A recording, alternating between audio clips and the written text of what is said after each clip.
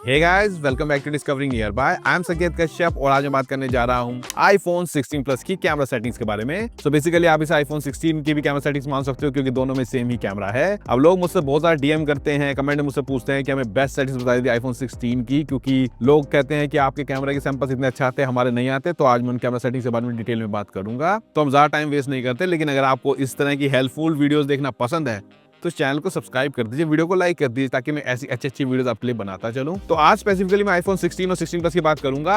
iPhone 16 Pro Max के बारे में मैं किसी और दिन बात करूंगा, उसके लिए आप इस चैनल को सब्सक्राइब कर दीजिए क्योंकि नेक्स्ट वीडियो में इसकी सेटिंग्स के बारे में अपलोड करूंगा। लेकिन आज हम 16 प्लस के बारे में बात करेंगे। तो सबसे पहले आपको अपने कैमरा सेटिंग्स के सेक्शन में जाना है और जाकर अगर जब आप खोलोगे तो आपको सबसे पहले सेटिंग्स जो एक तो कैमरा कंट्रोल देखने को मिलेगा, जो कैमरा कंट्रोल बटन आ रखा है तो क्या करे तो कैमरा को कंट्रोल करे। उसके बाद फोटोग्राफिक स्टाइल्स जो आते हैं वो मैं स्टैंडर्ड पे रखता हूं क्योंकि उसे बाद में आप एडिट कर सकते हो अपने अकॉर्डिंग, लेकिन स्टैंडर्ड मेरे हिसाब से अनप्रोसेस ज्यादा बढ़िया मेरे को लगता है। उसके बाद जब नेक्स्ट जाओगे तो आपको रिकॉर्ड वीडियो का फॉर्मेट है, मैं वो 4K 60 FPS पे रखता हूँ क्योंकि 4K सबसे बढ़िया क्वालिटी है और 60 FPS पे इसलिए शूट करता हूँ ताकि आप फ्यूचर में अगर 30 FPS का भी कोई प्रोजेक्ट बनाओगे तो उसमें उसे स्लो डाउन कर सकते हो 1.5। और मैं इसे मेजरली यूज करता हूँ, लेकिन अगर आप लो लाइट में से यूज कर रहे हैं तो आप 4K 30 पे भी शूट कर सकते हो और उसके लिए आपको कुछ नहीं करना। जब आप वीडियो शूट करोगे तो ऊपर 4K के साथ फ्रेम रेट लिखा आता है, वहां पे आप 30 कर लेना। इसके साथ साथ अगर आप पैल के फॉर्मेट्स देखना चाहते हो तो वहां पर ऑन कर लेना, जहां पे आपको 25 और 50 का भी देखने के लिए मिल जाएगा। लेकिन बेसिकली मैं 4K 60 FPS पे मेजरली शूट करता हूं, लेकिन अगर आप लो लाइट वगैरह में शूट करोगे तो फ्लिकरिंग इफेक्ट से बचने के लिए आप 4K 50 या 4K 25 में भी कर सकते हो। नीचे आपको एनहांस स्टेबलाइजेशन का ऑप्शन देखने को मिलेगा, तो उसे आप ऑन कर लीजिए अगर आप ट्रैवल व्लॉगिंग वगैरह करते हैं, मतलब आप हैंड हेल्ड शॉट्स ले रहे हैं। लेकिन अगर आप ट्राइपॉड यूज करेंगे तो उसे आप ऑफ भी कर सकते हैं। मैं बेसिकली ज्यादातर हैंड हेल्ड ही शूट करता हूं तो मैं इसे ऑन रखता हूं। उसके बाद आता है action mode in lower light, अब इसे मैं ऑन रखता हूं। अब क्या होता है कि जब एक्शन मोड में आपका फोन स्टेबल करने की कोशिश करता है वीडियो को तो लोअर लाइट में कई बार वो जिटरी सी वीडियो हो जाती है। तो अगर आप इसे ऑन कर लोगे और अगर लोअर लाइट में या रात में कभी आप एक्शन मोड यूज कर रहे हो तो स्टेबलाइजेशन को कम कर देगा ताकि वो जिटरी इफेक्ट नहीं आए। उसके बाद HDR वीडियो इसको मैं ऑफ रखता हूँ। उसके बाद आता है ऑटो FPS 30-60, ये मैं इसलिए करता हूँ कि रात को अगर मैं कोई वीडियो शूट कर रहा हूँ और मैं गलती से 60 FPS से 30 FPS करना भूल जाऊँ तो ये ऑटोमेटिकली कर ले ताकि मेरी वीडियो ग्रेनी ना आए। उसके बाद लॉक कैमरा को मैं ऑफ रखता हूँ क्योंकि मैं चाहता हूँ कि मैं चाहूँ तो वीडियो और फोटोज में स्विच कर सकूँ। साथ ही साथ लॉक वाइट बैलेंस को मैं ऑन रखता हूँ ताकि जब मैं वीडियो बनाऊँ तो ऐसा ना हो कि थोड़ी सी अनप्रोफेशनल लगे, वाइट बैलेंस चेंज होता रहे। तो इसे आप ऑन कर लीजिए ताकि आपकी video through out the same white balance में, मतलब सेम कलर टेम्परेचर पे शूट हो। उसके बाद आता है स्लो मोशन का ऑप्शन जो कि 1080p में 120 FPS पे रखिए। अब आप उसे 240 FPS पे कर सकते हो जिससे वो और ज्यादा स्लो हो जाएगा, लेकिन मैं आपको रिकमेंड करूंगा कि वहां तक ना जाएं क्योंकि उसकी क्वालिटी 120 FPS के मुकाबले काफी बेकार है। और मेरे हिसाब से वैसे तो 4K होनी चाहिए, 4K 60 FPS में आप थोड़ा बहुत स्लो कर लीजिए। कहीं पर आपको लिटरली स्लो मोशन की जरूरत है तो आप यूज करिए, वो भी 1080p एट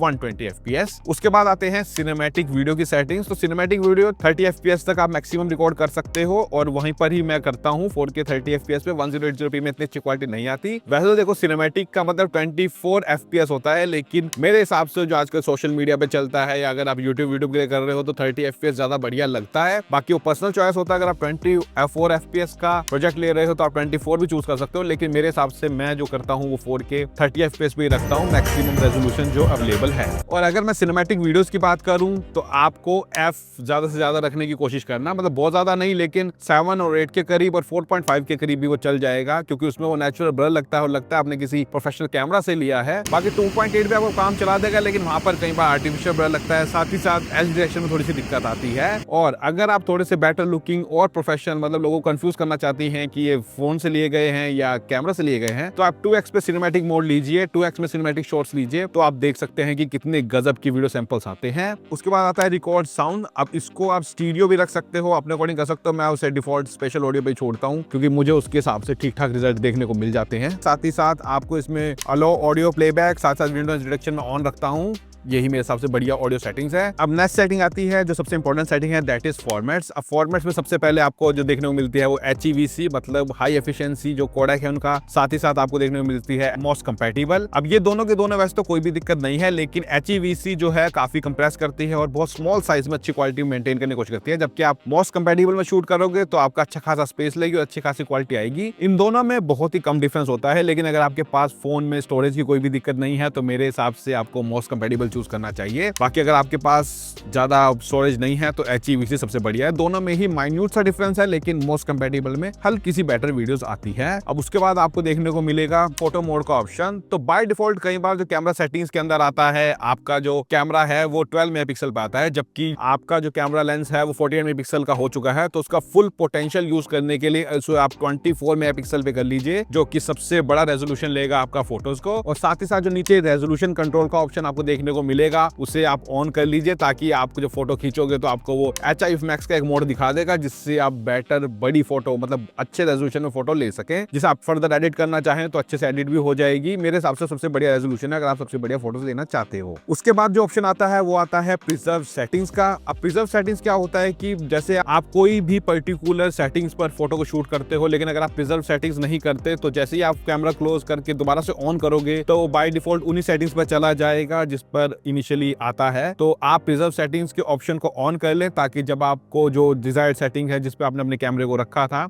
वो उसी सेटिंग्स पे आ जाए। अब इसके अंदर सब चीजों के लिए वेरियस ऑप्शन दिखे हैं, तो जिसकी सेटिंग्स आप प्रिजर्व रखना चाहते हैं वो आप आसानी से कर सकते हैं। और मेरे हिसाब से मेजरली सिनेमैटिक वीडियोस वगैरह के लिए ये सब आप कर लें, ताकि आपको बार बार कई बार एक्सीडेंटली आप गलत वीडियो ले लेते हो जिस फॉर्मेट में नहीं चाहते हो। मतलब सेटिंग्स बार बार करने से बचने के लिए उसमें से जो आपको ठीक लग रही है उसे ऑन कर लें। उसके बाद जो वॉल्यूम अप फॉर ब्रस्ट है उसे मैं अब ज्यादातर ऑन नहीं रखता, क्योंकि ब्रस्ट फोटोज मेरे को लेना इतना पसंद नहीं। लेकिन अगर आप वॉल्यूम बटन से ब्रस्ट शॉट्स लेना चाहते हो तो उसे ऑन कर सकते हो। बाकी जो नेक्स्ट 2 ऑप्शन है like scan QR code, show detected text, उसको मैं ऑन रखता हूं। उसके बाद जो है ग्रिड्स और लेवल्स को मैं ऑन रखता हूं, जो कि आपके जो फोटो की फ्रेमिंग वगैरह है या वीडियो की फ्रेमिंग वगैरह है उसके में काफी हेल्पफुल हो सकते हैं। और लेवलिंग का सबसे बढ़िया काम ये है कि अगर आप टॉप डाउन शॉट ले रहे हो तो वहां पे आपको पता चल जाता है कि बिल्कुल सही से फ्रेम कर सके। और मेरे हिसाब से वो काफी बढ़िया है। अगर आप थोड़ा भी सीरियस हो और अपनी फोटोज को थोड़ा तिरछा विरछा या टेढ़ा मेढ़ा नहीं लेना चाहते तो उसमें काफी हेल्पफुल होता है। उसके बाद जो नेक्स्ट सेटिंग आती है पोर्ट्रेट इन फोटो मोड, इसे मैं ऑन रखता हूं। और अगर मैं पोर्ट्रेट फोटोज की बात करूं तो उसके अंदर भी आप f4.5 के करीब रखिए, क्योंकि वहां पर आपको ज्यादा नेचुरल ब्लर देखने को मिलेगा। मतलब ऐसा लगेगा किसी प्रोफेशनल कैमरे से ली है।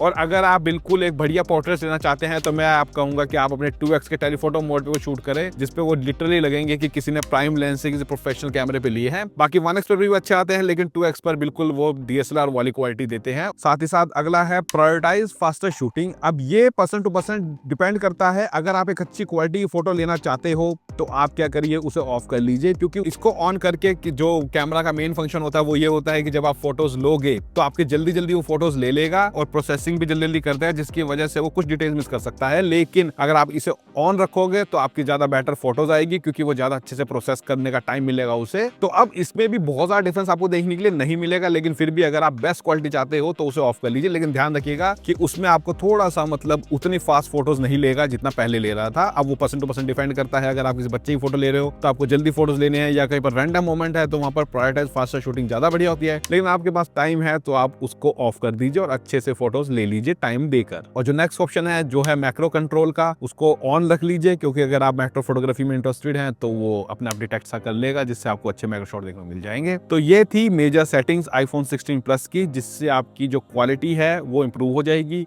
एक एडिशनल सेटिंग मैं आपको ये बताना चाहता हूँ कि आप प्रेस एंड होल्ड करके अपने ऑटो फोकस और एक्सपोजर को लॉक कर सकते हैं। अब वीडियो में ये इससे हेल्पफुल होता है कि अगर आप हाथ को मूव कर रहे हो तो डिफरेंट लाइटिंग कंडीशंस में ये डिफरेंट एक्सपोजर देगा, जिसकी वजह से थोड़ा सा अनप्रोफेशनल लग सकता है। और साथ ही साथ इसका ये फायदा है, चाहे फोटो ले रहे हो वीडियो लेते हो, कि आप अपने तरफ से एक्सपोजर घटा या बढ़ा सकते हो। अब कैसे अच्छे शॉट्स लेने हैं, कैसे अच्छी वीडियोस बनानी है, उसके लिए मैं एक सेपरेट वीडियो बनाऊंगा, क्योंकि आज हम सिर्फ सेटिंग्स के बारे में बात करेंगे। और इसके साथ साथ मैं आपको एक एडिशनल टिप ये देना चाहूंगा कि अगर आप एक थोड़ा सा वीडियोग्राफी में इंटरेस्टेड है, आप अच्छी वीडियोस देना चाहते हैं, तो फाइनल कट का एक कैमरा अपनी तरफ से एप्पल ने लॉन्च कर दिया है, जिसमें थोड़ा सा अनप्रोसेस्ड वीडियोस ले सकते हैं। साथ साथ ब्लैक मैजिक का कैमरा अभी आपको देखने के लिए मिलेगा, जिसके अंदर आप अपने अकॉर्डिंग वीडियो सेटिंग्स डिसाइड कर सकते हैं। तो ये 2 कैमरा अगर आप थोड़ा सीरियस हो, कंटेंट क्रिएटर से लेकर और अच्छी वीडियोस देना चाहते हैं, तो आप उन्हें एक ट्राई जरूर दे सकते हैं। तो ये था iPhone 16 Plus की कैमरा सेटिंग्स के बारे में, और होप आपको ये वीडियो हेल्पफुल लगी होगी। अगर आपको ये वीडियो हेल्पफुल लगी और इस तरह कंटेंट आपको देखना पसंद है तो इस वीडियो को लाइक करते जरूर जाना, चैनल को सब्सक्राइब कर देना और नोटिफिकेशन बेल को ऑन कर देना। बाकी एप्पल से रिलेटेड, iPhone 16 Plus से रिलेटेड और भी वीडियोस मौजूद है, वो चेक कर लेना। अगर आपको अभी भी कोई डाउट है इससे रिलेटेड, आप कमेंट में मुझसे पूछ सकते हो, मेरे में DM कर सकते हो, और वहां पे DM करोगे तो फॉलो भी कर लेना। तो फिर मिलते हैं अगली वीडियो में iPhone 16 Pro Max की कैमरा सेटिंग्स के साथ। Till then stay safe, bye bye.